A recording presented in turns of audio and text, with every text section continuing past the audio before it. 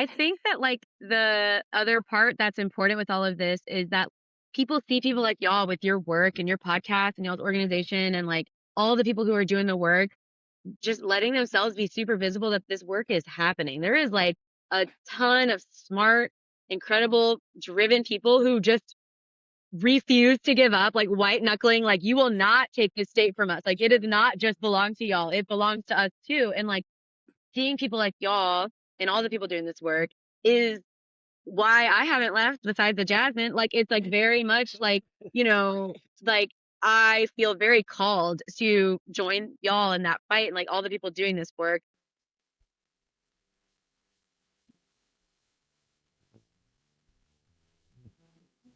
Welcome to Seriously, the podcast that dives into the baffling, We can't send them to a prison where there's animals, where there's livestock. the ridiculous, Like omelets better than sex.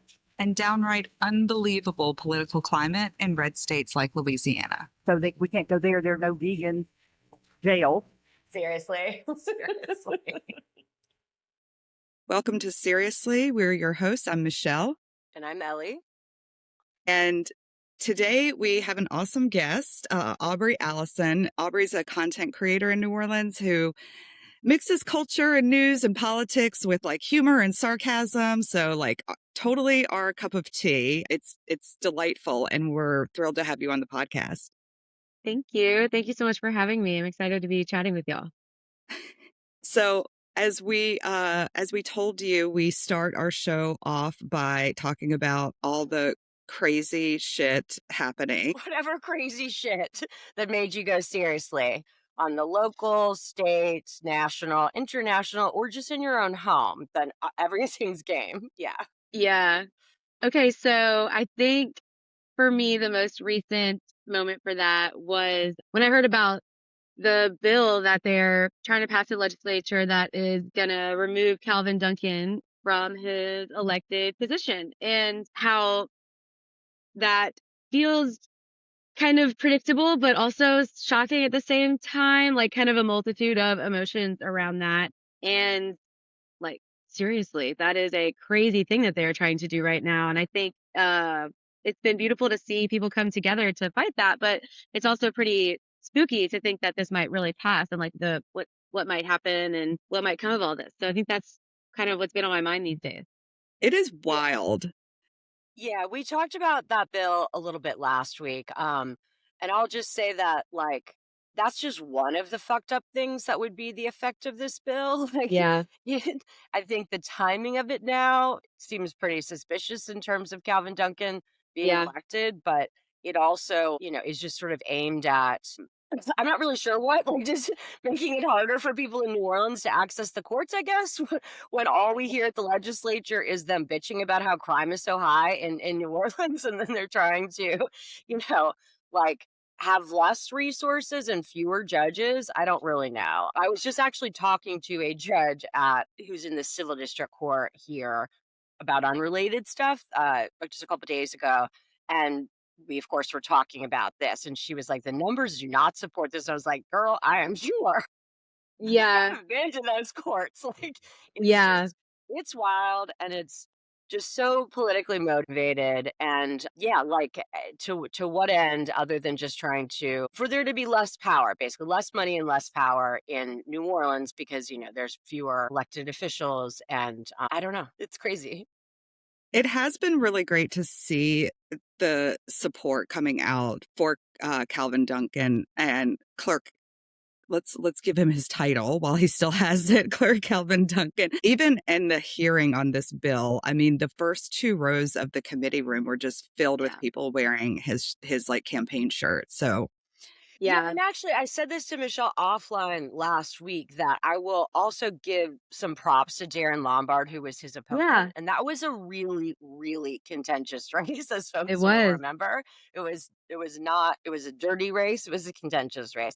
But I really respect that Darren Lombard has come out with like big affirmative statements saying that this is anti-democratic, like my opponent won and this legislation is aimed at undermining the election. So I appreciate that, when people, it's just so rare in our politics that you see, people like just still doing the right thing, like regardless if I don't like you, regardless of if you beat me, then, at the end Yeah. of the day, then the our opponents and the forces on the other side that are trying to undermine us, those are our real enemies. Yep. And that's always worth remembering and sometimes easy to forget in our own movement, as Michelle and I talk about sometimes. Yeah, I appreciated that. Yeah. I thought that was really nice of Darren Lombard. It's like you said, after how contentious that race was. And it's been good to see other leaders out and support Calvin and oppose these bills that are happening. And people who didn't endorse him in the election are coming out to support him. And we've got pretty much like unanimous, I think, maybe unanimous support across city council for Calvin. And so I think this, there's been a lot of drama within New Orleans in the last few months, especially with that election. And so, like that entire election season, not just his race, but all of them. And so, Yeah, this has the potential, I think, to unite people, all of us to get together behind something that we all agree is wrong. So I for think that sure. gives me, it'll be interesting to see how that plays out. And I think also Calvin himself is such a powerful story that I think it's so galvanizing that like we're seeing like the AP pick that up. So it's like making national news and Yeah. we're seeing these headlines where it's like, his story of being wrongfully imprisoned and stuff. And I think that like it has the potential to shine a light on how messed up things are in Louisiana because I think sometimes people are just they're like, oh, crazy Louisiana, like let's not no point in like really looking too much at them. But like there's a there's a lot going on that people should be paying attention to. So I don't know. I guess we'll see how this goes. But I've been Yeah. inspired. I've been disappointed. I've been angry. It's like running the whole Yeah. And I mean, just to our legislature in general, then, this is like one of those, like, just such a good example of where somebody who is not well informed, being Jay Morris, and also, our governor and AG and whoever the fuck is backing this, like someone from the outside not being well informed but wanting to come in and change things, which we see this happen on in all kinds of different ways, right? yeah Because like I am not saying, and no lawyer who practices in those courts would say that like things are going great and things are running really smoothly and like there's no room for improvement. They're not running great at those courts, but like probably most people would say what they need is more resources, not less. right And certainly like if you wanted to do talk to people, do an analysis, figure out what might work to improve things, that would be one thing. But just like right. coming up with a bizarro solution that's like, let's just like get fewer people to be there does not make sense. No. It And makes I no think sense. we can all unite around hating Senator Jay Morris too. I I mean, think he that's is, yeah. I never liked him, but like, I don't know, Aubrey, if you saw any of the hearing with him. Oh yeah. It was out of fucking control. I mean, It out of was that control. was crazy, and he just the body language and the disrespect with Yeah. not really paying attention and kinda just seeming like that he was inconvenienced to be there, like Yeah. he had better things to do. Read It's like as paper. if this isn't his whole job. Yeah. Yeah. crazy. Again, with the judge I was talking to, though, I was like, I don't know if you saw the hearing. She was like, I saw the hearing. She's like, I Yeah. watch what's going on in the legislature all the time, and there's Yeah. lots of heated debates, but I've never seen anything that disrespectful. I was like, me either. Like, Yeah. That's I saying a don't know. lot. I don't know if it does say a lot, and I don't know if he, cares or if there'll be any real repercussions for him. But it went noticed by many, many people, like just how beyond the pale in a space where people are often not acting great, you know, Yeah. that Yeah. like you could be such an outlier is like, yeah, to your own colleague. I mean, Yeah, yeah, they're coworkers, right? And like I think it's interesting we're in this world of social media now where like videos about that exchange got I think like hundreds of thousands of views and I think there's a sense of people paying attention to the session because of social media and because I think a lot of people maybe realize the consequence of not a lot of people paying attention to what's going on in Louisiana yeah, was, we got Jeff Landry because the voter turnout was so low. So I think people are kind of locked in and I'm interested to see what this means and like where we go from here. Next year is the governor's race. And I think next year Jay Morris is up for reelection, if I'm not mistaken. It'll be interesting to see like what are the consequences of people paying attention on angrily on their phones and realizing like this is not okay and these people are not doing a good job and they need to potentially be fired. So hmm I'm excited at the possibility of like what change can come through this really rough moment too. I Yeah, like and that. we got to do our seriously still, but that'll be a good pivot to you and like sort of the content that you create, which like Michelle knows far more about than I do. I'm like very roughly or lightly on social media, not Hmm. really for lack of interest, just for lack of time. Yeah. But one of the things that's so democratizing and I think is really powerful these days is like all I mean, this hasn't happened this year, but like this is not uncommon that like I'll start getting texts from people who are like, oh my God, I saw you on TikTok. And I'm like, I don't know what you're talking about. And I'm like, we'll be like, Michelle, did we put something on TikTok? She's like, no, but like the young Democrats like Somebody did. Yeah. and then I'm like, go to it, and like I'm like, oh yeah, that's this clip of us, like testifying at this hearing. So Yeah. people who are paying attention can put out their own content Yes. and drive attention to things, and that's really very very helpful because like there's a capacity issue Yeah. for the people who are there testifying to not also necessarily be able to be clipping Yeah. things in real time or ever. Yeah.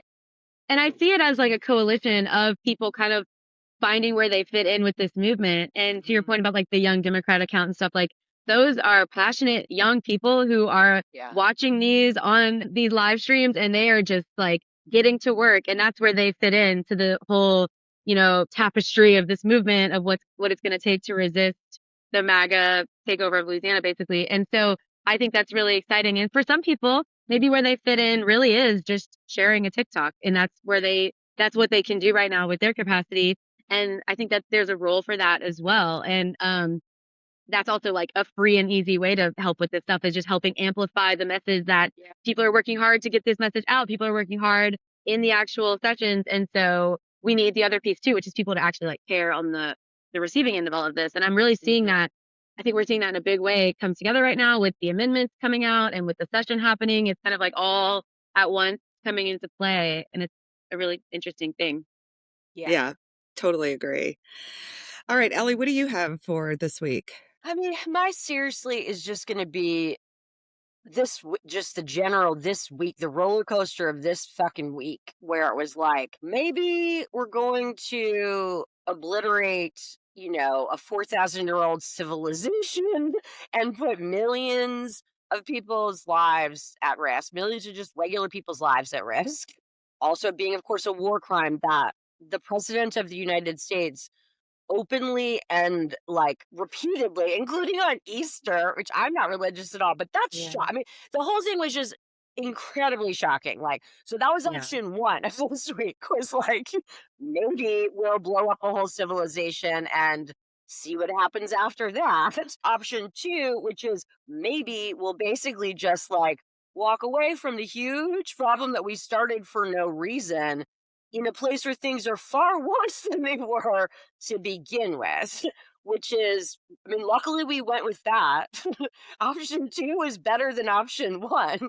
Obviously, many, many, many people in the country and the world are apoplectic about this right now, but it is just kind of a real seriously to me that that's where we landed was like either like all the millions of dollars and people's lives that have been spent on this project for no clear reason are going to end in everything being worse than when we started.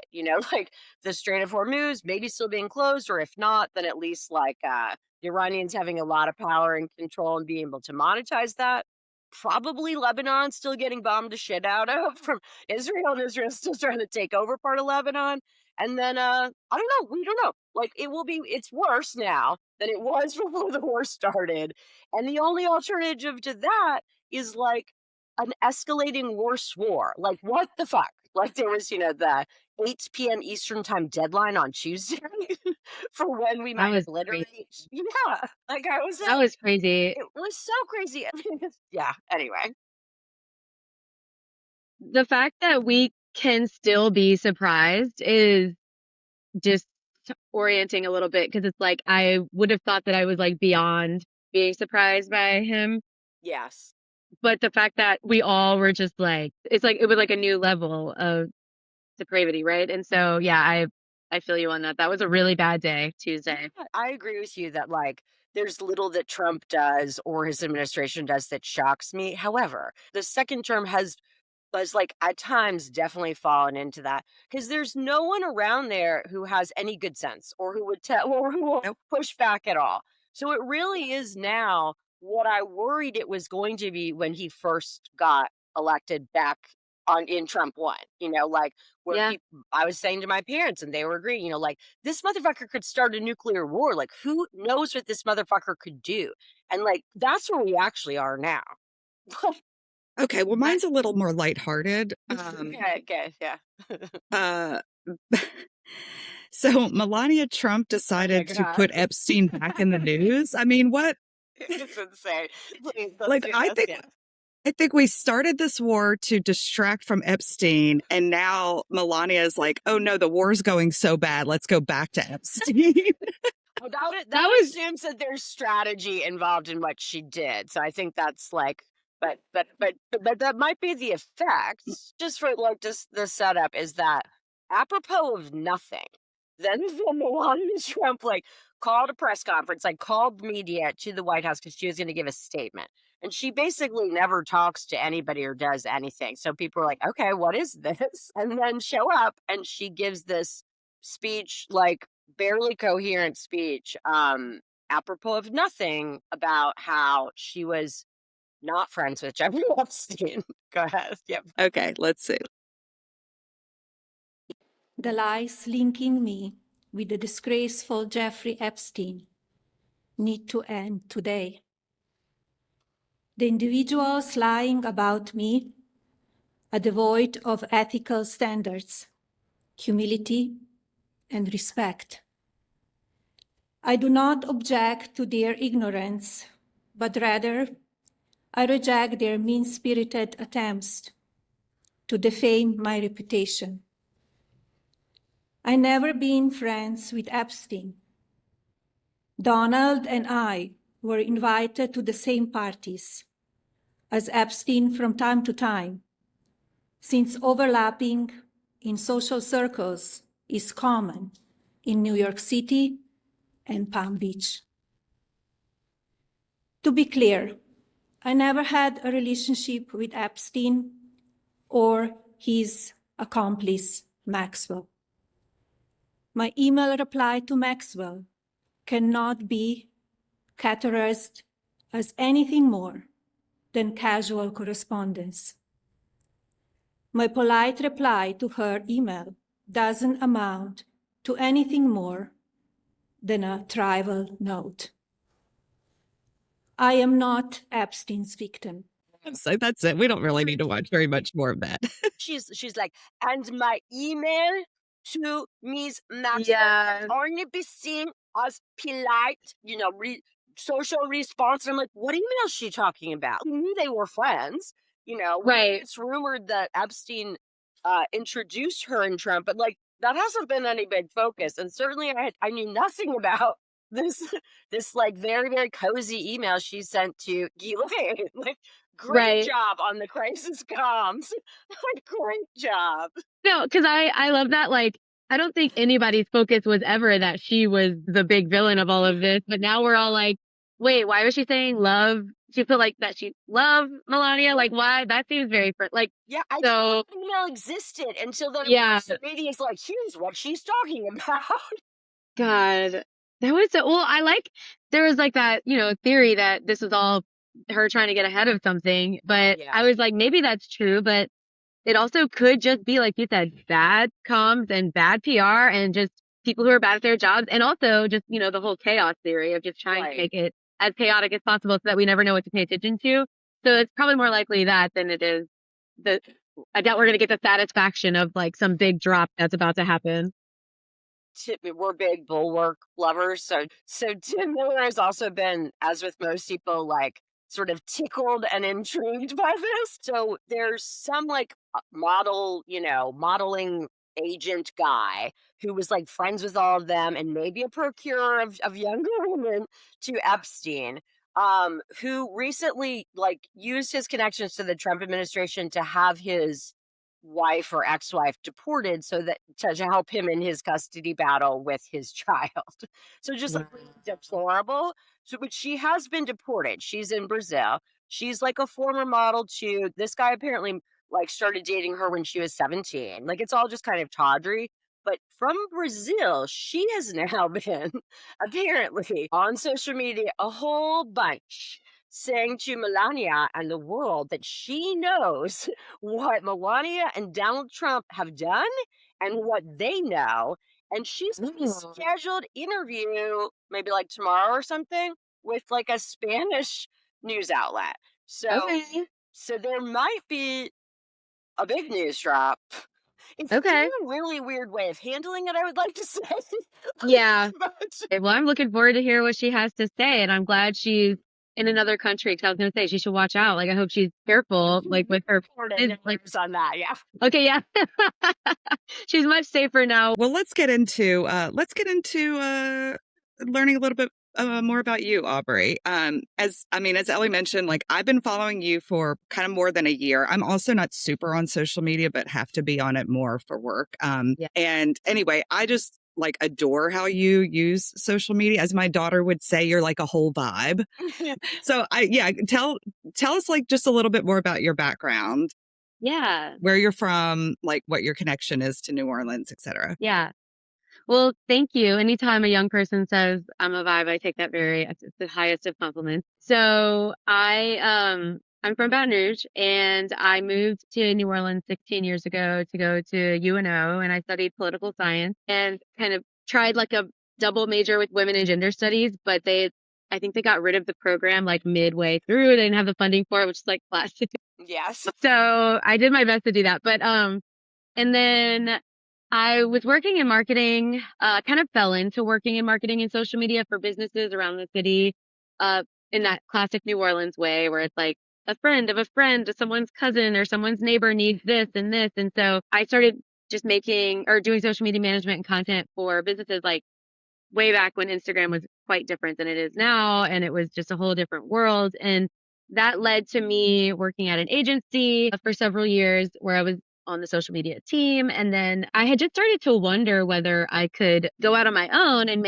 and have my own freelance clients that I could work on social media with. And so I was doing that and I was enjoying it a lot. And I still do that. That's like my main source. My job is working with small businesses and nonprofits on their content strategy, marketing, websites. And I was talking to this woman, Mindy Christie. She is the founder of Under Goodies. She's amazing and I love her. She's my client. And I was talking to her about how she should like be brave and put herself out there and that like the best social media is the one where they, relate to you and they can see your face. And it's like, I know it's hard, but you just gotta like, that's the way to do it. And she said something like, well, how come you don't do that? Yeah. And I was like, her point was so valid because I was like, I'm hiding behind the camera. I'm hiding not just behind the camera, but I'm hiding behind my clients' brands. I'm never posting as myself. My account is locked down. Like nobody could see me because I was afraid because it's really scary. And it just stuck with me and I was thinking about it and I was like, you know what? She's right. I'm gonna just see what happens. I'm gonna put some stuff on TikTok. I'm gonna just like start kind of talking shit and just see if I can use some of my skills from like over a decade in social media marketing professionally to see if I can get people to want to listen to what I had to say. And I was thinking of it as like maybe treating myself as if I was one of my clients. And so, yeah, and it took a minute, but it kind of formed into this thing where I think it's resonating with people it's refreshing to have, someone there's a bunch of people doing it. It's just like being honest and real and vulnerable and conversational. And like, one of my favorite parts of it is like interacting with people in the comments and sometimes if they're nice, but normally like the people, it's like, it's a whole, it sounds cheesy, but like it really is a community. And Yeah. so then from that, I was like, okay, but I still don't want to post on Instagram because Instagram's like the scariest of them all. And so I don't know. At some point, I just realized like I'm just being silly by like letting that fear hold me back from posting on Instagram. So I started posting on Instagram and yeah, same thing. It was just kind of like it was clear that there was like a need and a place for this work, I think. And Yeah. it felt important. Oh yeah, go ahead. Well, I was going to say, when I was like going back through your Instagram, like a lot of it kind of early on was like, sort of lifestyle culture stuff. And Yeah. I mean, your posts were awesome, but it was like mostly you and your friends, like living your best life in New Orleans, it was a lot Yeah. of that. And then there was this shift Yeah. to like really digging in more to like issues in politics. So like Yeah. talk a little bit about that. Yeah, and just like I of course knew nothing about any of this, but Michelle sent it to me and I was like, oh, I love this because it's like, yeah, I mean, I have, I don't do any of the posting like my friend Caitlin, who is like very good at all this stuff, is like constantly putting out the same kind of stuff where like us dressed up, us doing this, like all the fun parts of New Orleans. But like she's also very political and so am I, both in my work and just personally, but we don't normally combine those things. You seem to be doing a really good job in an interesting way of combining the like, this is New Orleans and we know how to do the weird and the partying with Yeah. the like messaging about, important issues. So I think that's really smart. And yeah, maybe you can talk about how you came to think about it that way or what your strategy is, etc. Yeah. So when I was originally doing social media for brands, there was this idea of like sticking to a niche and only posting in this niche. And I watched as that evolved, and I watched as some really popular creators and the creators that I enjoyed the most personally were the ones that they didn't really stick to their niche. I mean, they had like a general vibe, but they Mhm. also posted about whatever was going on with them with this thing or that thing.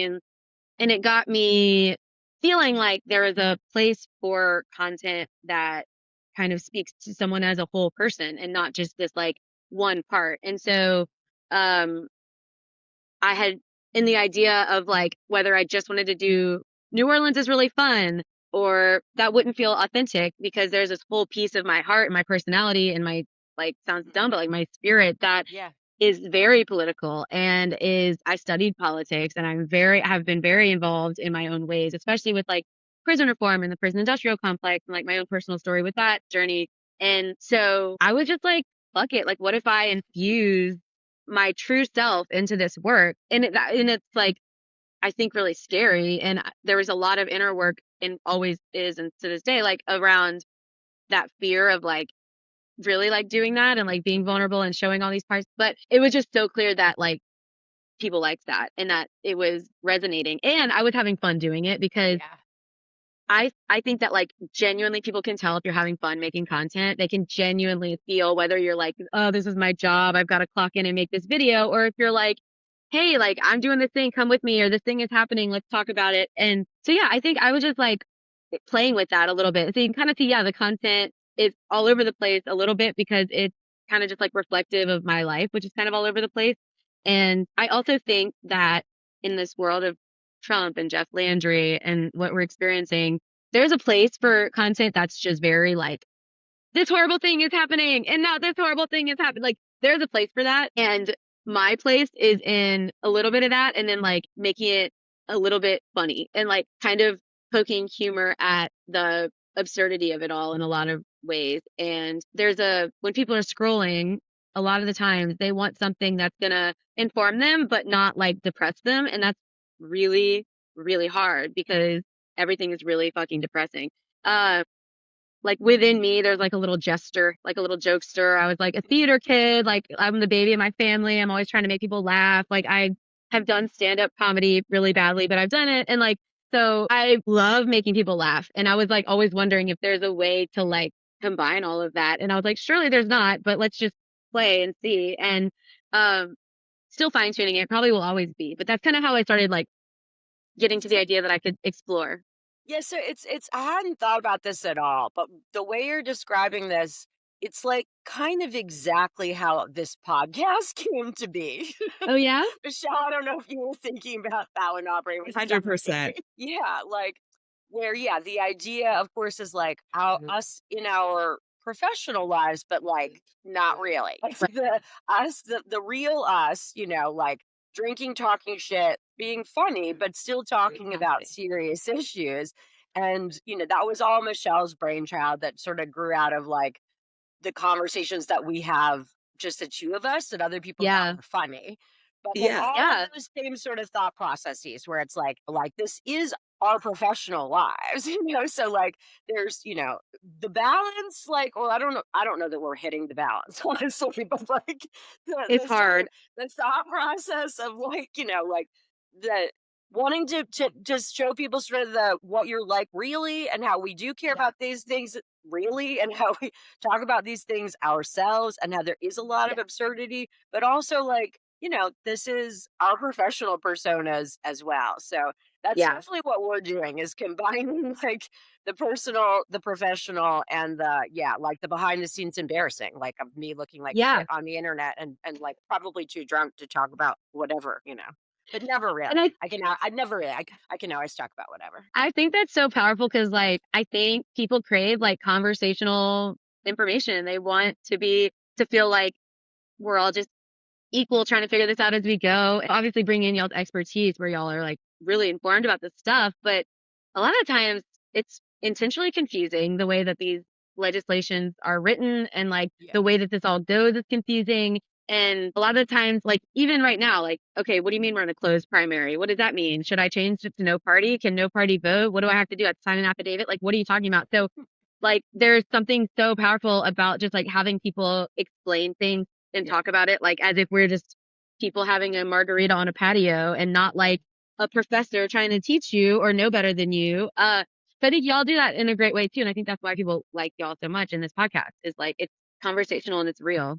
Yeah, I mean, one of the things that we really, have sort of like has been a priority for the organization since we started is like, how do we help people understand what's going on at the legislature? Not just, oh, there's this bill that's been introduced, but like actually like the behind the scenes sort of like machinations, a little bit of the strategy, the like bizarre and nefarious tactics that the opposition are using to try to defeat us. And, Yeah. we're talking about that stuff all the time. And it's one thing for us to like put up a carousel on, Lift Louisiana social media that's like, this is the bill and this is what it'll do and blah, blah, blah, blah, blah. And some people like that stuff and they'll share it or whatever. But I think it's a lot more helpful for like Ellie and I to actually talk about it. And I think that that's why your content also is like resonating with people so much. It It, probably also for you is the same with us, where it's like it's psychologically helpful to ourselves. Basically, yeah. I feel like many times when we're doing the show on Saturdays that like we might as well, and maybe are just talking to literally no one, but like It's just helpful. sort It of the feels venting. good. Yeah, exactly. The processing and venting has its own sort of value in getting through. Yeah, so I don't know if Yeah. you feel like that, but just Oh my God. Yeah. the I kind catharsis. of felt like I was like, yeah, the catharsis. I felt like I was kind of going crazy with like, talking about it with my friends, or just like stressing about stuff online, and not feeling like I was actually doing anything, right? So like, Mhm. what can I do? I'm just like, I worked in marketing, like there's nothing I can really do. But to your point, Michelle, about like the carousel and stuff, like there's really a place for all of it. And like like you said, some people like to share the carousel and just like get the facts. That's all I have time for. And some people like when like you kind of like silly explain to them this bill, and some people like the conversational. And so just like seeing that there's, in order to like build the coalition that we Mhm. need or whatever, like it's going to take all of this and more stuff that we haven't even dreamed of yet, that people are probably thinking of right now that we'll see soon. Like, um, yeah, but it definitely feels good to feel like at least I'm pissing off Jeff Landry, and Yeah. that's not nothing. Oh, Like, yeah. I consider yeah, that a huge accomplishment. That is exactly. 100%. Well, so how do you keep up with what's happening with legislation and politics? Like, what's your process? Yeah, so extremely chaotic and unorganized as I am with most in my life. So as this has grown, whatever this is that I'm doing, I'm not really sure. I get a lot of people reaching out to me now, and they are trying to talk. They, in the DMs are like, "Oh, have you heard of this?" Or like, "Can you talk about this?" Mhm. And so that can feel really overwhelming, and that's one of the ways that I keep up. I work with some nonprofits that really help me. So one of my clients is the Parole Project, and they're right now working on a bill that would help with women who are about to be paroled. It would help them get out 6 months earlier and start transitioning out, so they'll be like out of prison in a transition home, Mhm. and start working and start learning how to be in society again. And so stuff like that, where That's it's like one of Barbara Freiberg's bills, right? Is that one of Barbara yes, Freiberg's bills? Yeah. yeah. Oh, cool. Yeah, so I'm gonna be making a video about that, and it's like this cool intersection in a lot of ways where now my work intersects with this endeavor that's happening, and That's the that way kind to of do helped it, me. man, so you don't have to do 2 things at the same time. I know, I mean, that was because the it's a game Aubrey lot. sort of sold me on this was like that, like, well, Yeah, just be us talking about what we're already doing. I was like, all right. yeah, yeah. And then honestly, another big way I keep in touch with stuff like this is like your organization, like y'all send emails about the bills and I'm reading them and I'm like, oh, I didn't know about this. But there's the whole point, right? Is that there's so much happening. It's almost impossible to keep track of it. And so your organization and others where I'm like, I'm on those email lists, I'm trying to follow on social media and trying to keep up with there's so many great nonprofits and organizations in New Orleans that are doing various really important things. And they're all got their teams that are working really hard to get the word out about certain things. And so I try to stay as tapped into all of that as I can as well, which kind of helps me. And then, of course, with stuff like the amendments, one of my big passions has been kind of letting people know about elections and like just realizing that the low voter turnout and the gerrymandering of it all and the voter suppression of it all is just this uphill battle that we have. The only way out is to face it and try to get through it. With that, I try to like make sure that I'm always aware of like when the next elections are so I can make content about that. And like I said about the closed primary, jungle primary, all that stuff, it can get really confusing. And so trying to like figure out how can I like help this be less confusing when like I am also confused by it. Yeah, Yeah. So no it's shit. I mean, and yeah, just to put a pin in what you said earlier about like with Landry getting elected, I think it's yeah, really good to remind people just like again and again that what happened with that election is that Democrats assumed that there would be a runoff because yeah, like there's usually a runoff. And yeah, so like people just like did not go vote yeah, because everybody's kind of like, well, like the first one doesn't count. Like the first election doesn't count because like really the second one, the runoff where because I mean as everybody I'm sure knows, but yeah, there's a bunch of people run, at least in the normal system. And if the right. only way it doesn't go to a runoff is if one person gets over 50%. So that's very rare. And then, yeah, no shit. Lo and behold, Jeff Landry gets over 50% and there's no runoff. And like, I mean, I think that for sure in New Orleans and just, I think probably among Democrats in the state in general, that was like shocking. People were like, Oh yeah, oh shit, we didn't vote. Like, how could this have happened? yeah, How could people have not understood that, like, you know, you're running a real risk by not voting in the first round, particularly like in an election in that election. Like yeah, anyway, we don't need to go down a huge rabbit hole in that, but I want people to remember the first yeah, one. Vote in the first fucking election, folks. Do yeah, not assume that once it yeah. gets whittled down, you'll have a second chance. It might not get whittled down. Yeah, and, like, I think the best case scenario from that horrible thing is that we take that as a lesson that we never forget and Yeah. that we never, ever, ever risk that again, and I think that's part of with the energy right now that we're seeing behind these elections and, like, the way those amendments happened last year, Yes. and already the energy we're seeing around these this year, and, we had that random election last year in New Orleans Parish and a few other parishes where we, like, they ran out of ballots because so many people were voting and like it was like this tiny little election. Nobody cared about it. But then all of a sudden everyone was like, no, I care about it. And it's like something has shifted since then. And I think a lot of people woke up in that moment and Yeah. realized like, Yeah. oh shit, look what happened.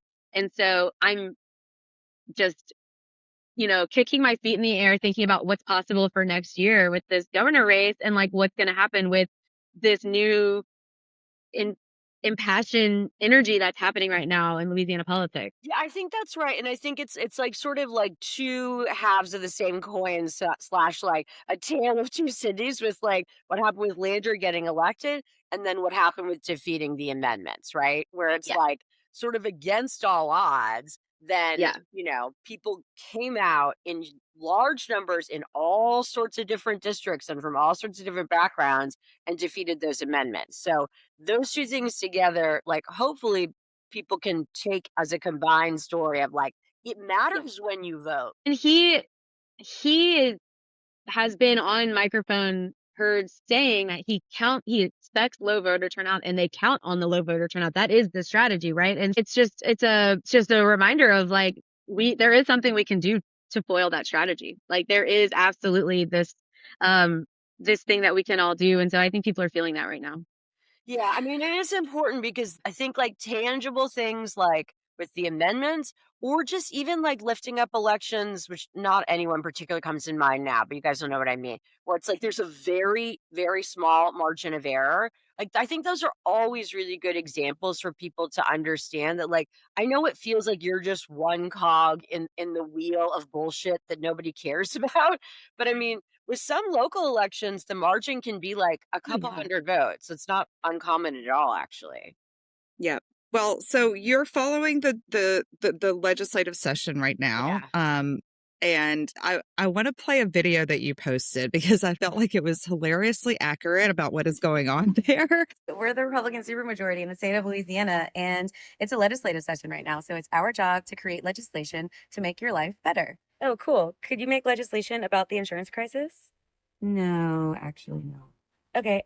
What about raising minimum wage so that people could actually afford the cost of living? Well, someone proposed that, but we killed that bill. Okay. What about something to help people who are like really struggling, people who are experiencing homelessness maybe? Yes, we actually are working on that. HB 211 actually makes it illegal to be homeless. So if you're like sleeping outside because you're homeless and you have nowhere else to sleep, you can go to jail for 2 years and have to pay like $1,000. So that's good. Okay. What about gun violence? I know we all kind of agree that gun violence, especially affecting children, is really bad. So, yes, actually, someone did propose a bill that would make it illegal to leave like loaded firearms around children or anyone who shouldn't be around firearm. Oh, that's good. We did kill that bill though. So, okay. So what did y'all have in mind for the session? Like, what are y'all trying to do? Thanks for asking. We're trying to remove a position of an elected official that New Orleans just elected. We're trying to criminalize protesting in and near churches. We're also working on something fun that would allow state legislators like us to use political funds and campaign funds on clothes. Also, we're going to criminalize the use of whistles because they're very dangerous. Wait, so y'all wouldn't criminalize leaving loaded guns around children, but you'll criminalize using whistles? Yeah, right? You're welcome. That's good. It's really good. I love the sunglasses on, sunglasses off too, man. It's really good. I record all of these on my porch, and I just know my neighbors think I'm crazy, like listening to me like say all that because like I recorded like 12 takes of each of those trying to find the right like wording and stuff. So they're probably listening now. Hello, neighbors. Thank you. I hear these like I guess it was just in the fall. Then like I was like had a bunch of just like house shit that needed to get done. You know, like painting the house, just all sorts of stuff. So Michelle would be coming over and like on Saturdays, and I'd be like, hey you guys, hey, like I'm all of a sudden like dressed up, you know, on a Saturday. Like they see me like around there, like looking like shit, you know, like Yeah. whatever all the time. And I'm like, hey, yeah. So I'm gonna be like busy for a minute. I'm like recording something inside. We're Yeah. like drinking and I'm like, we're working. I know it doesn't look like it, but we are working right now. Like my fucking like hand to hand contractors think that I'm insane. I mean, they think I'm Yeah. insane. You are, love it. Ellie. Yeah, yeah, but not for that reason. I love though what you were doing with like it always is sort of hard to like or not hard, but I mean, you know, pulling together like the on one side we're doing this over there at the legislature and on this side we're doing that over there. Like this sort of just like hypocrisy and like the what are the values that folks are what are we doing? I think that that's effective to the public for sure. And at times, honestly, I've done that at the legislature, like in testimony of like, you know, y'all are about to fund whatever, you know, the CPCs, y'all are about to pass a bill that I am telling you is going to cost the state millions of dollars in litigation that like the state's going to lose. But there was a hearing like one day ago where we decided that we could not extend the foster care program to help kids not, you know, have to age out after 21 rather than 18 because it would cost $2 million. That happened. Like Wow. it's like, yeah. I mean, these things are priorities. You know, the old joke that like, you know, a budget is a moral document. It is true. And the same with all these other sorts of choices that are made around there about, you know, what we fund and what we know will cost money to the state versus what we don't. And then yeah, I love some of the like flip screen of like Need people to go to jail for, the dangers of yeah, like Whistle. loud noises near the police or something. Yeah, But yeah, the guns, I mean, how could that be dangerous? right. Yeah, and I think, like, it's because of the volume of everything the chaos and the volume of these bills, like, I think what I try to do with these videos, and I made one last year too, this is kind of like an extension of that, but is just to pull out the absurdity, point and laugh at it because it deserves to be made fun of. And Yeah. I think ultimately my hope is that people understand that when we are electing state legislators, these are the people that are either going to be writing these insane bills or fighting against them or voting against them, voting for them.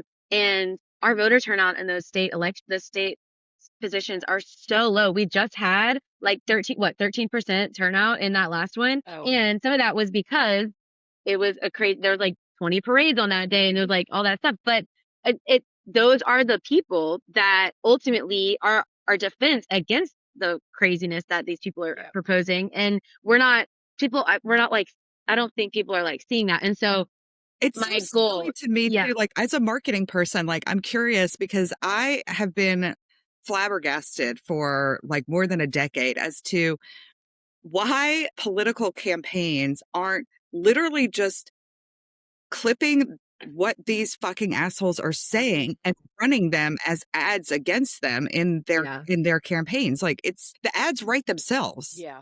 Yeah, I think that's starting to happen. Like I think you're starting to see that happening. I don't know why it has taken a long time. But you're right. I mean, you watch these things. I don't know if it's like people's attention spans are so broken, like people can't watch that stuff, but that's also kind of what I'm trying to get at with my videos. It's like maybe if you don't have the energy to sit through even a 2-minute video of watching the senator duke it out with this other guy, like I'm doing this little synopsis. That's like taking liberties and it's silly ultimately, but like it's at least so I don't know. I hope that people are gonna be using like I hope Jay Morris, whoever runs against him, uses that video Yeah. of him making an ass of himself and Listen, I'm runs gonna it. go. My friend has a music store in Monroe, and she's got a whole brick wall on the side of it that has nothing on it. Use that wall. I'm gonna go. Yeah, I grew up in Monroe. I'm going with a fucking projector and Yeah, some big ass speakers, and I'm gonna play play that that shit. video like every day. Absolutely. Yeah, so Absolutely. I mean, the clipping them, I mean, I think is genius, and that's part of what we try to do on this show. They are their own worst messengers. Like, just Yeah. sometimes, just like play the actual words that they said. But back to this sort of telling people how bad it is and telling people how absurd it is. I mean, that's also what we're doing.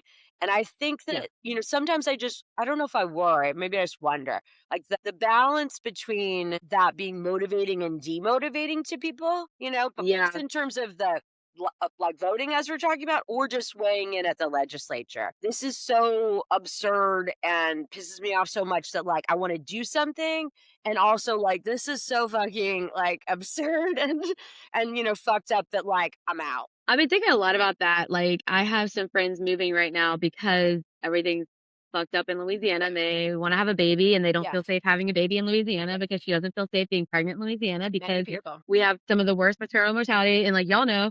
So they are amazing people leaving the state and they're Yeah. going to take their economic opportunities and elsewhere, right? So sometimes in my comments, like specifically on that video, someone commented and they were like, fuck this, I'm moving out of the state. And I do think about that sometimes of like, I don't want that to be the outcome of so that's why I do try to include a lot of hope core in my content too, where it's like a little bit of both. So I just went viral for like this moment that happened at Pals where a kid was riding. Kid on the bicycle. Yeah, the kid was riding the bike. The Today Show showed that for some reason on on national television. That was like in the comments where everyone was like, "This makes all the fuckery in New Orleans worth it." Like this Right. makes it like I would never leave Louisiana, and so I do try to balance it out with hope, and also, Hmm. yeah, in the I comments think of that you- video, Yeah, I think that that's one of the things that I really, really, really love about following you on social media is that I think you do a really good job at that Yeah, because makes you're like, sense. yeah, Yeah. things are really fucked up here, but then we have Mardi Gras and we Yeah. have like all this culture and Yeah. Which is how we actually feel, right? Like people who live here, that like Oh, it yeah. is worth it to live here, and even and that though, is worth fighting yeah, for, right? Yeah, like that It's is worth worth fighting fighting for. for. Yeah, Yeah. so when that guy commented that in my or whoever it was in my video my comments where he was like, "I'm leaving," I commented back and I said, "No, stay and fight. Like, stay and fight with us and make it better." And, my comment back to him had more reactions and likes on it than his. Like, I think people understand that, like, if you live here, y'all just said it, it's a love-hate relationship. Right now, I'm, like, smelling the jasmine. It's, like, wafting. It's the best smell in the world, and right before I got on this call, I got stung by a stinging caterpillar because I was walking down the street and they're everywhere. And it's like, how perfect of a metaphor of New Orleans of like, I'm walking like spring is so beautiful. Like, ouch, now I have to go get medicine. And so it's like, that is perfect. That is exactly how it is. The highs and the lows. I remember like I was, you know, Wednesday at the square was the day after, obviously, the Trump nuclear, is he going to nuke yeah, right, Iran or not? yeah. And I went to Really Wednesday at the easy. square and I'm looking around. I'm just like, I know that wasn't like a New Orleans specific issue, but there's nowhere I'd rather be than this place where you can go and experience the type of If we're connection gonna and get nuked, I food. want to be in New Orleans for sure. Exactly.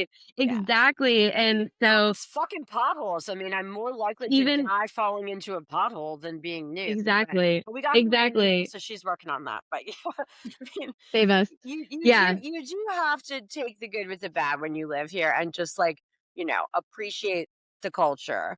And I get it that people, sometimes it's just whatever, it's too much. I mean, we know Yeah. plenty of people for their personal or professional lives that have had to Yeah. leave because of Yeah. the shit that's happening at the legislature.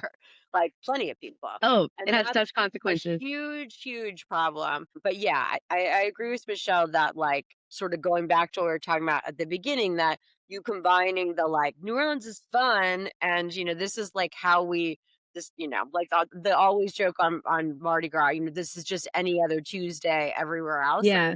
there's never a Mardi Gras day that doesn't cross my mind, even when I am like so fucking tired, so fucking pissed Right. off, and like if Caitlin rushes me anymore getting down to the quarter, I'm gonna throw a fit. And Your I'm foot, like, you got a oh wait, blister, like, yeah, yeah. right, yeah, I'm a Yeah. disaster. I'm supposed to put on some like enormous costume, and I'm like, wait a Yeah. minute, Ellie, like maybe you should remember that it's Tuesday, Yeah. and so Somebody's at the office right now. yes, you would be just like, a couple hours Yeah. into a long toil of work right now. Yeah. Yeah.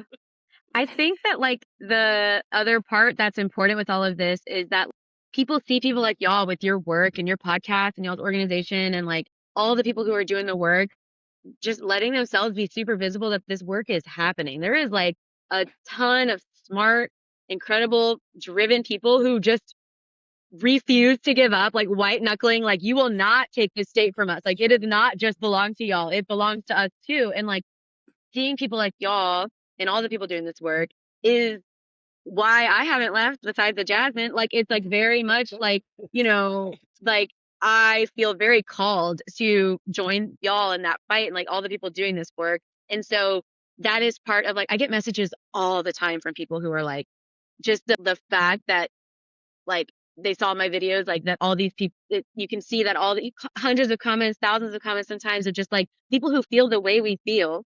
We're not alone. Right. Yeah. We do have numbers and we actually could make these changes. So anyway, I feel very inspired by y'all and all the people doing this work. And it's part of what keeps the existential dread away. So I'm like, we're all in this together. There is hope that's embedded in that. Like people that, it's all about what people take from it. But I mean, I think Yeah, it would be worse if nobody was introducing a bill to raise the minimum wage. if Yes. elections keep going badly, maybe that will happen. So remember, folks, vote because that Vote. could happen too. But I think Yeah. probably what it makes me sort of realize that I'm sure I have before is Michelle and I talk about this about ourselves is that like our audience is like all of the like secret eternal optimists out there that are like so jaded and so tired, but also that like Michelle and I tease about it all the time. I mean, like the only reason we keep doing this is because we are eternal optimists. That's how I am, just like in my general life. Like I don't know how to do it any other way, you know? And so those are the other people that we need to reach, I think, and that Yeah. would naturally sort of be our audience is like people who Yeah. have that deep sense and they just need to be like, that's right, we can. we there is hope here. It's a long road. Yeah. Okay. Listen, I'm the taskmaster here. So Yeah. I came up with a like Louisiana, New Orleans trivia game Yeah. And okay. that you and Ellie are going to get to play. Okay, I love this. I'm so bad at trivia, but if she's drinking some wine, I might have a chance. So Yeah. The first question is, when meeting a new person from New Orleans, what is likely the first question that they ask you? Where'd you go to where'd you go to high school? Yeah. Though in Kentucky it's the same thing, so I get the Oh yeah. ethos. Yeah, 100%. Yeah. Well, in Monroe, it was, where do you go to church? Yeah. Yeah. All right. What gets collected every year in late December or maybe early January to help with coastal erosion and fish habitat? Christmas trees. Yeah. All right. I mean, it has They to be throw it in the marsh. If you eat shrimp imported from China, what science fiction monster are you in danger of becoming? the alien. I forgot about that. This is unfair. That one's unfair because Michelle, I had not heard it at all. Michelle had me watch like the whole video of John Kennedy on. I mean, I almost lost my mind. I almost literally That lost my mind. man. Foghorn man is- Leghorn. Senator God. Leghorn. I wish he wasn't sometimes funny because, like, I hate when an evil man is funny because, like, I'm like, God, I don't want to be laughing at you, but that was really funny. Yeah. I don't want to be laughing with him, but I'm happy to laugh at him. Oh, no, he's not trying He to was trying to be funny. With No. that. He was. But it's being like real. it was despite his best effort. Yeah, he's the best. It was his chemtrails moment for sure. Yeah, Okay. for sure. In 2025, meteorologists predicted 2 to 3 inches of snow in New Orleans. How much snow actually fell in New Orleans? At my house, it was about a foot. I think the official tally was like 10 inches, but it depended around town. What about Aubrey? What about where you? I don't know where I you think live in it was Oregon. like, yeah, I think it was like 12 inches Yeah. where I Yeah, was. it was a foot. It's insane. Okay. It was insane. Or That was crazy. yeah, 12 inches. Is 12 inches a foot? 6 feet is a foot. I don't know. I don't fucking know. How much have you been? 6 feet. 6 feet is a foot.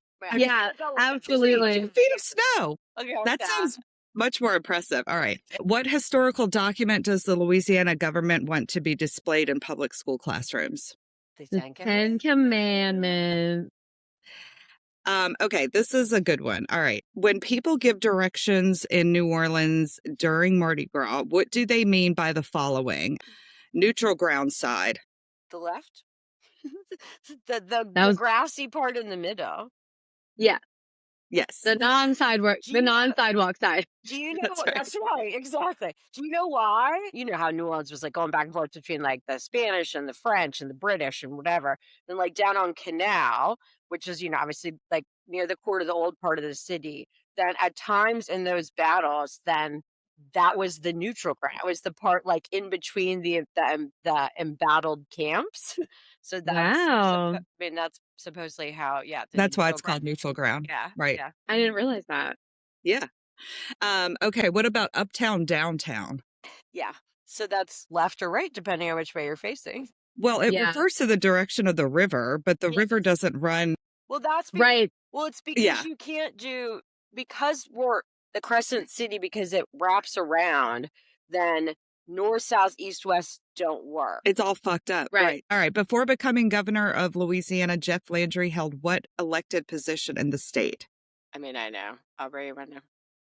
I can't remember what it was. AG. He was AG. Okay, that's what I thought. Attorney General. And before that, he was a lawyer, but he basically never practiced law. He never tried a single Interesting. case. He is not a real lawyer. That's what I'll say about Jeff Landry. Or a real man. Who is Scrim? Scrim is the little dog that could. I knew Ellie would not know this one. No. Oh, really? Okay. Scrim, so like in 2024, Scrim was like a dog that escaped and was out on the run for like 9 months, I think. And they kept trying to catch him, but he kept getting away. And it turned into this like cartoon situation where it was like a group of like 12 grown men with equipment like couldn't catch this little dog every time. And you would like see Scrim and you would like do a Scrim sighting and you call them and they'd send someone and they could never get Scrim. And they finally got Scrim. And then Scrim was at someone's house after he got captured and jumped out of a second story window to escape and escaped out of the second story window and was on the run again for several more months. Like he just did not want to be caught. And then Love this. they did finally catch him. And now he's allegedly living happily ever after with the woman who owns the rescue Zeus's place. Okay. Ah, Do not tell me okay. that they just killed this dog. Don't tell me. No, they didn't. There's- No, They didn't. You could find a conspiracy about anything, but Yeah, you can make one up about anything. yeah, exactly. I yeah, Scrim's great. Okay. escape from to begin with. I think it was mid city, if I'm not Like some mistaken. abusive person's house, probably. We don't know. No, he was being fostered, I think. Yeah. So like I don't know where they actually got him from in the first place, but he was being fostered when he escaped the That's first and important, second. Ellie. You're always trying to get into all these details that aren't important to the story. Where I'm coming from seems relevant. I don't know. What's He his came origin story, Michelle? Yeah, What's his he came down why? from heaven. What is his Yeah. why? Yeah. All right. Okay. So we are all impacted by these, but what part of New Orleans is more frequently impacted by boil water advisories? Uptown, baby. I think it's the east. It's not well, currently it's Oh. down. There's a huge problem that like is happening that they cannot solve. That's why Yeah, there's all the been water so much mains. so far this year. Yeah. Yeah, So as someone it's who lives crazy. uptown, then right now, and Helena's been talking about it, then it's uptown. I'm sure historically it's New Orleans East because it's less resource. Yeah, Yeah. right. Yes. Okay. Name the signature throws for the following parades: Muses, Shoot. Shoes, Zulu, coconut, Tux. Plungers. plungers. I would have taken toilet paper as well, but okay. Yeah. We have a lot of potholes in New Orleans. We've already reference has been made to them. Which of the following is something that does not happen with potholes in New Orleans? 1, public workers fill them with loose gravel and then forget about them. That happens. 2, drivers change their routes every day to avoid them. That happens. 3, residents place a traffic cone or a Christmas tree in them. That happens. Or 4, public workers properly fix them with asphalt. Yeah, we know. That's- We know, yeah. Don't fix them. I do really love when people put not just the orange cone in them, but then they decorate the orange cone. Like I saw one the other day that was like fully wrapped in like Christmas paper and yeah. So Do you sweet. guys remember the one that was down like in the Lower Garden district? Like it was actually I used to live right down there. That was like so big that it basically became like a huge like bathtub that had filled up with water and people were like like in their bikinis like Swimming in it. yeah, it was so fucking good. I loved it so much. And it was like sending to my friends who live out of town and they were like, "Oh my god, Ellie, this is like are you doing this?" I was like, "I mean, no, but I would. You know I would." They were like, "That is disgusting." I was like, "I know, but I mean like come on, look how fun it is." I know I would, if I even thought about doing that, I would get a yeast infection for sure. I don't know how people are brave enough to do that. Yeah, but I mean, it would depend on how many cocktails I'd had, whether I thought that's too True. much. Sure, let's roll the dice. It's a good idea. Yeah. Let's roll That's the so dice. true. Yeah. Aubrey, I think we're going to let you go. But this has been super awesome. I have Yeah. really enjoyed this. I also would like to just hang out with you Yeah, we totally should. regularly. Yeah. I'll follow up with you. I think we should do a regular Aubrey segment. I think it would be really fun. Yeah, I think that would be great. Yeah, I love what y'all are doing. So would be honored. we're That's trying awesome. and trying and old. We are old. You're young and trying, and I'm sure tired Yeah. as well. But We're gonna vampire energy That's from you. Yeah. I'm so tired, but also I feel like kind of like energized because I'm a little newer to like the front-facing work of all of this. Good. So I'm very much standing on y'all's shoulders too, of who've been doing this work front-facing for so long. So thank y'all for Well, that. I love it when forces unite. So Yeah, this is right. Yeah. this is good. Coalition. Yeah. Yeah, thanks so much. That's So right. why don't we tell folks before you leave what's your How can they find you? thing? Yeah, exactly. Yeah. You can find me on Instagram, TikTok, Threads at Aubrey Avocado. And yeah, if you want to get in touch, just DM me there. I'm usually able to check my DM. Awesome. Awesome. Thanks so much. Well, that was a Uh, great conversation with Aubrey. I'm so glad that we were able to connect with her. oh my God, she's adorable. I love her so much. I love her so much. So why don't we Um, talk about what a little bit about what happened this past week? Yeah, well, so all the bills were scheduled and the hearing went really, really, really long. And there was a lot of movement happening. Our bill authors were in different committees presenting different bills on different subjects. And it ended up that those bills kind of got pushed to the end of the hearing. Basically, the clock ran out, but House Bill 611, which is Representative Freeman's bill, to actually require that these unlicensed pregnancy centers be licensed under the Louisiana Department of Health, was partially heard. That's right. Yeah, it was a very chaotic, like it was at the end, everyone was exhausted.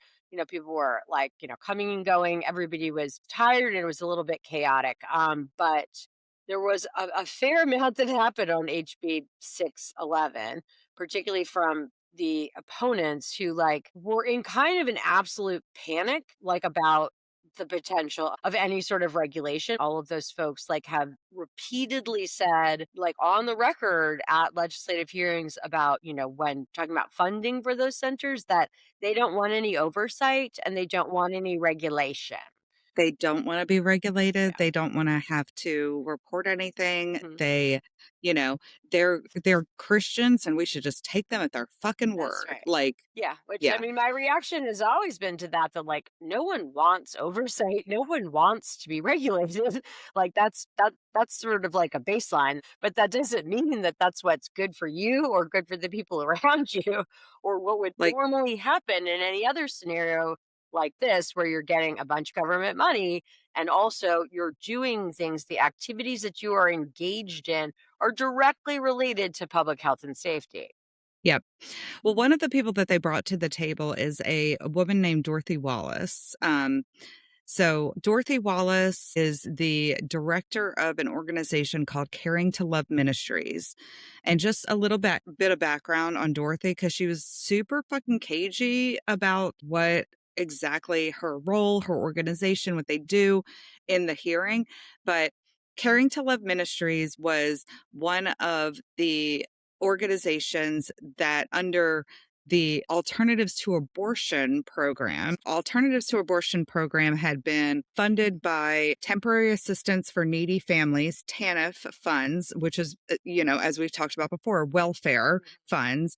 That program had been funded by TANF funds for more than a decade. And Caring to Love Ministries was one of two organizations that were the recipients of these grants. So they were kind of split evenly between the two organizations. And then Caring to Love Ministries would disperse some of the funding that they got to individual pregnancy centers. So they were one of two GCs in the precursor system. Is that right? That's right. Okay. That's right. It's important for people to know that the centers are still eligible for TANF funding now, assuming that the recipient's actual person getting the service is below a certain income threshold. So TANF funding is still being utilized for these programs, and DCFS will need TANF funding to continue funding these programs because there isn't enough state general appropriation. So there's some obfuscation that's happening here. They're getting a lot more state funding than they used to. And they're still getting federal funding when the person going to the pregnancy center is low income. That's right. Okay. Let's listen to what Miss Dorothy Wallace had to say. Hello, my name is Dorothy Wallace, and I'm President and CEO of Caring to Love Ministries. I have served girls facing crisis pregnancies and with pregnancy scares for over 4 decades. In 1980, Here in Baton Rouge, office alone, we've served over 137,000 clients, and over 87,000 babies have been born. Many of women who seek and to continue their pregnancy report experience pressure and coercion to terminate their pregnancy, and we are there to help them if they have desire to carry the baby to term. So since 1980, when I wanted to start my pregnancy center, there was no regulations for me to follow. So I did my research. So I contacted Steve Phillips with the Department of Health, and I asked Steve, I said, Steve, what do I need to do in order to get my pregnancy center started? He said, well, if you, all you need is a medical director, because the abortion clinics have medical directors, so you should be able to have a medical director to start your pregnancy center. So we did. So since 1980, we have had a Louisiana board certified medical director that governs our pregnancy center. Yeah, let's do an okay step on this, because I mean you know it reveals itself, right? That like that there are no regulations, there is no playbook at all. Like she was like, "What do I need to do?" And whoever the fuck she's talking to in 1980 was like, "Kind of nothing. I mean, there's nothing you're required to do, but like maybe you sort of model it like the way that like the abortion clinics have it. Nothing requires that by law," as she was very clear about from the beginning, because there are no laws that apply. That's 100% true. Yeah, absolutely. So at the table with her was Erica and Zena from the Louisiana Right to Life. And she had all kinds of things that she wanted to bring up about, why this would be, why this is problematic and why they oppose this. One of the things that she brought up was that there was a fiscal note on this bill. So Ellie, tell our listeners what a fiscal note is, what this fiscal note says. Yeah. In like the general panic of throwing out information in opposition to the bill, then like this came up at some point. It's the kind of thing that people always bring up in opposition when there is a big fiscal note on the bill. Very, very shortly before the bill is going to be heard, then all of a sudden there's a fiscal note on HB 611 that says that it's going to cost LDH $650,000 per year, approximately. I think it was 643, so give or take. And like 3.7 million or 3.2 million or whatever over 5 years to implement this bill. So just so folks understand, then there are 38 pregnancy resource centers in Louisiana. Like there could be a couple more over the years, there could be a couple less, but that's the general ballpark.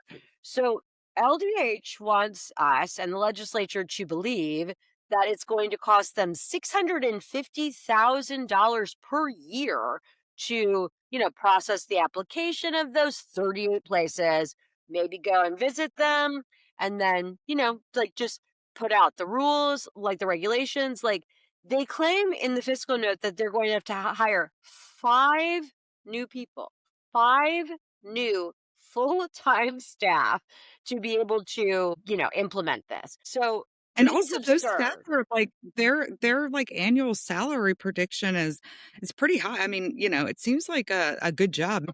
The important thing with this for people to understand is that like the way that the fiscal note works with bills is already pretty fucked up.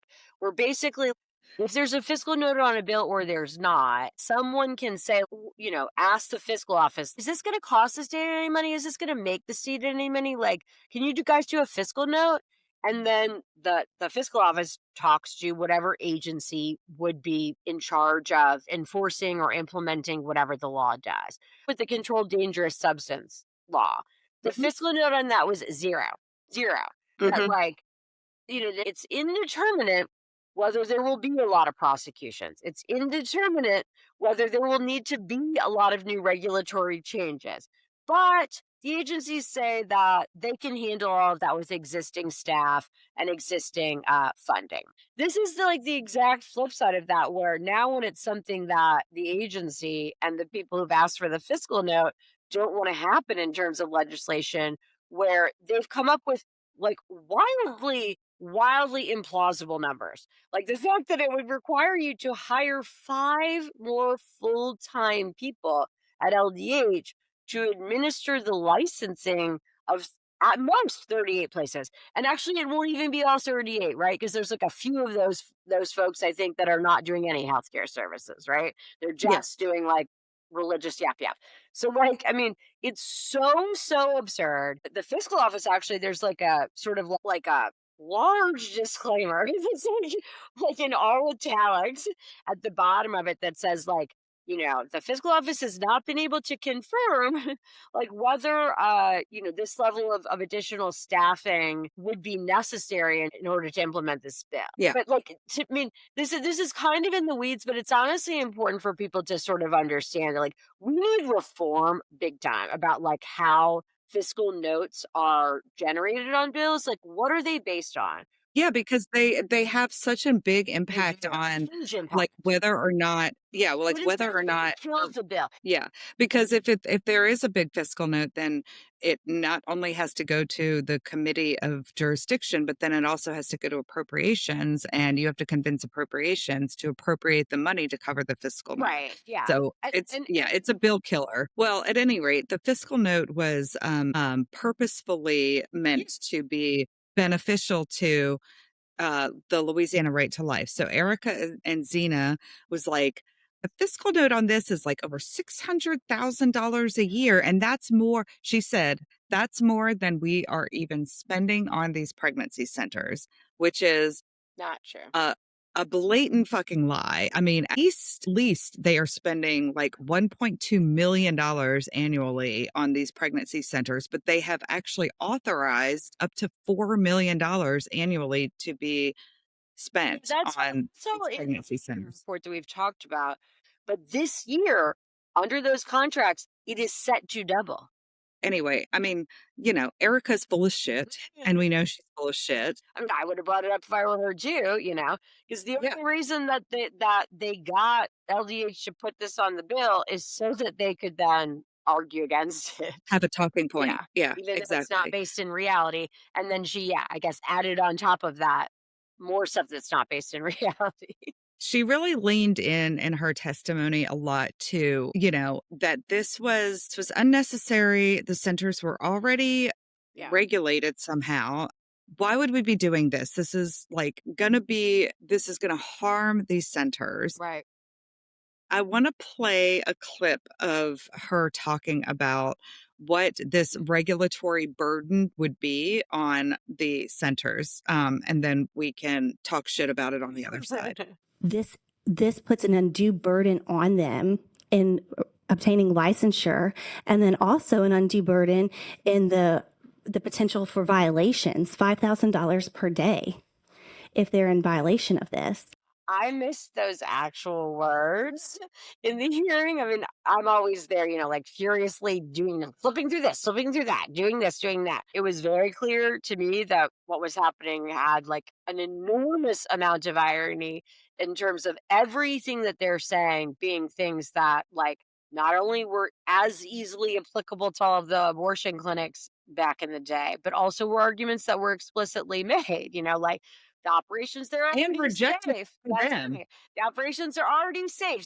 These fines are unreasonable. When I heard her say that this was an undue burden, I was a personification of the like head explosion emoji. Like I was like, I want to take my shoe off and throw it at her in the middle of the hearing. Yeah, no, it's good. It's really good because again, the entire sort of message that they were putting out on this was like, wow, can you guys hear yourselves? Can you hear yourselves? Like about how this is just incredibly hypocritical in contrast to what you claimed for decades, for absolute decades. This is an ongoing issue. Stealing our language. Yeah.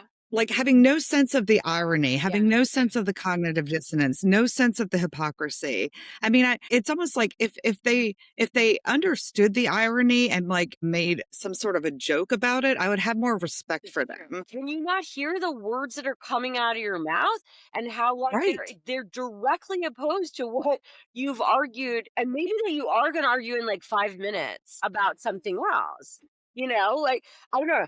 I just want to say for the record, if like I'm ever doing that, please let me know. Like I'd like just things for someone to point out to me.